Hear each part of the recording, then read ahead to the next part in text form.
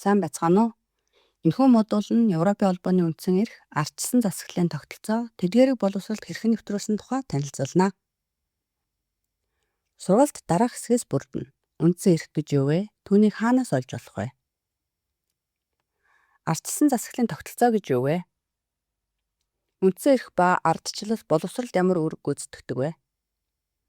Европын холбооны үндсэн эрхүүд. Хувийн нууц болон хувийн мэдээллийг хамгаалах нь Европын холбооны үндсэн эрхийн тунхаг болон Европын холбооны үйл ажиллагааны тухай гэрээнд үндсэн эрх хэмээн заасан. Ардчилсан засаглалын тогтолцоо.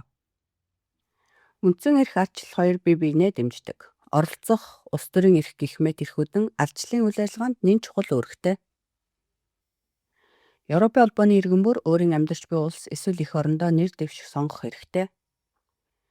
Европын комисс 3 тулгуур дээр суурилсан Европын ардчлалын үйл ажиллагааны төлөвлөгөөг боловсруулсан.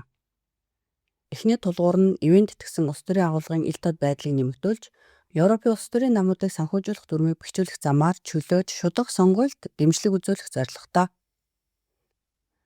Хоёр дахь тулгуур нь хэвлэл мэдээллийн эрх төлөө олон урвалж үйлслийг бэхжүүлж, түүний дотор сэтгүүлчдийн аюулгүй байдлыг хангах иргэний оролцоог саатуулахын тулд шүүх ажиллагааг буруугаар ашиглах асуудлыг шийдвэрлэхэд чиглэнэ.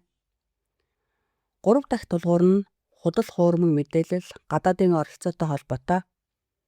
Онлайн платформуд энэ талаар үүрэг хариуцлага хүлээдэг.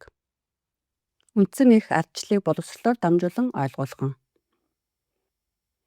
Идэвхтэй иргэнийг хүмүүжүүлж бүтээхэн боловсролын чухал зорилго юм. Идэвхтэй иргэн гэдэг нь мэдлэгтэй, аливааг ойлгодог, ур чадвараа хөгжүүлдэг, нийгэмд эерэг оролцоо хандлагатай хүнийг хэлнэ. Энэ нь улс төрийн бүтэц, бодлоготой холбоотой институт, нийгмийн зохион байгуулалт, олон нийтийн санхүү, бизнесийн талаар ойлголттой байхыг мөн шаарддаг.